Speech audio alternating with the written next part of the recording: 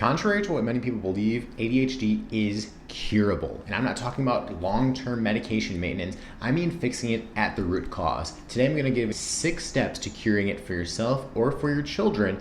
These are sustainable steps you can implement today and see fast results. Let's dig in.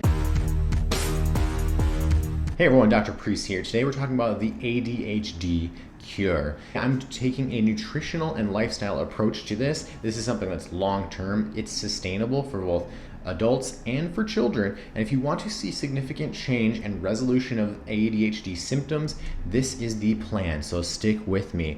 Overall, I want to say I do believe in cultivating children's gifts. I think every kid is very unique. They have unique personalities, unique energy, and abilities. So I want to encourage their individualism that in a way that contributes to the community and not one that just distracts completely from the communities. I know that's a fine line, and I don't want to toe that too much today, but let's dig in. The number one mimicker of ADHD issues and hyperactivity is actually a lack of glycemic control. That means huge spikes and falls in blood sugar. 67% of our kids' diet is coming from ultra-processed foods. That number is only going up year after year after year. That's 10% more than for adults. 57% of adults' diet is ultra-processed foods. So our kids are eating worse than us. That's a problem. With that comes a lot of sugar, rapidly digestible carbohydrates and starches, such in the form of candies, sugary things, pastries, desserts, breads, flours. I mean, think about what our kids are eating.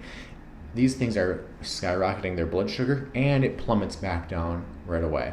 So that shift in blood sugar and those sways in blood sugar causes tremendous issues with personality, and they can make you seem really hyperactive and then all of a sudden tired. It causes a lot of issues, and it's going to look a lot like hyperactivity disorder. Really, it's just eating too much sugary foods. One thing I do want to say is the majority of this presentation is going to be addition by subtraction. A lot of people are saying, like, what should I give my kid? What should I give them? But actually the real question is, what should you be removing from their diet? That's the real question, because that's going to have the biggest impact. Number 2 biggest thing that I've seen is food allergy. The big 4 would be gluten, dairy, corn, and soy. I'm going to tell you why. The inflammation that these foods can cause, if you're sensitive or allergic to it, these allergens are going to cause inflammation in the gut that leads to inflammation in your bloodstream and actually can affect inflammation in your brain. Neuroinflammation does affect, it's been shown to affect our personality, our ability to have new memories form and learn things and be able to focus. So it's going to be a distraction in the brain, and that's a real problem. Sometimes it takes elimination and trial and error for a period of time in order to see how you or your children respond to this. So gluten, dairy, corn, and soy are the big 4. I usually start with gluten and dairy for most people. Eliminate it for a few weeks' time, and then you can reintroduce it and see if that was the problem. Okay?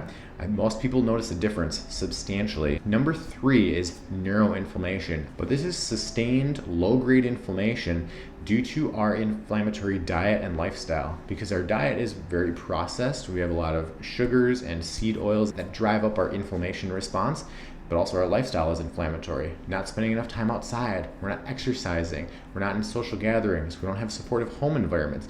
All of these things are going to increase inflammation. One thing to know, that anything that increases inflammation throughout our body is going to affect our brain. This means we need to be eating way more fruits and vegetables. These are healthy things that help balance our chemistry and reduce inflammation. Eliminating those ultra-processed foods, that means also getting exercise, and of course, very important is having a supportive home environment. That's important for everyone regardless of age. Number 4 would be supporting the brain chemistry as well as the architecture, and I'll even say the immune system within the brain. That means with supporting waste clearance so that there's not a buildup of wastes and metabolic products. It's going to support remodeling as well as growth, which is important. You want your kid to go to school, learn something, and for it to actually be affirmed in a pathway in the brain, right? That's going to be coming through sleep and sleep hygiene, ensuring that we have adequate sleep, a good sleep routine. We're not keeping kids up too late, not having these late night high carbohydrate snacks, which is going to interfere with sleep. If anything, we're going to have protein before bed. That's going to help us to sleep better and deeper. And also increasing overall protein is beneficial because most kids are eating a super high carbohydrate diet. But protein is what leads to the creation of the neurotransmitters, which are the hormones in the brain that affect our mood, our personality, and our ability to kind of just chill and focus the way that we should. Another thing would be fish oil. EPA and DHA especially are going to help support the architecture of the brain as well as some of the structural processes going on in there. Another thing is exercise. Exercise increases a molecule called brain-derived neurotrophic factor, and that's going to help with learning, memory, and concentration. Exercise should be mandatory for every kid every single day, and so many adults are just lacking in that department as well. Number 5 is eliminating additives. Oftentimes in these ultra-processed foods, there's artificial dyes, colorings, and just these weird added ingredients that are not good. Your body typically is going to have some sort of immune inflammation response and to these chemicals, so just eliminating all together. Number 6 is some supplements, so that would be vitamins and minerals, as well as there's some botanicals that can help. B vitamins as a whole are really beneficial for the brain, as well as minerals. They help to kind of like calm the fire and give a bit more of a calming experience. Another molecule is inositol. That's a supplement that's really beneficial for brain health. All of these are going to support active memory, attention, as well as focus.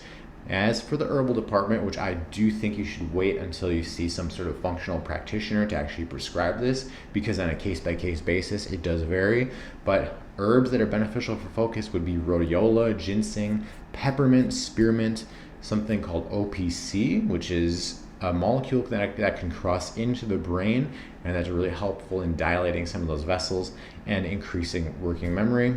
Bacopa is another one. Overall, ADHD is not permanent. I feel that it is a state that you enter into, but you can also exit out of, just like many disease states. You're not doomed and gloomed with them forever. So please try some of these factors. So I recommend start with number 1 and then work your way down. I believe you will notice a difference quite quickly because the brain responds very rapidly to these changes.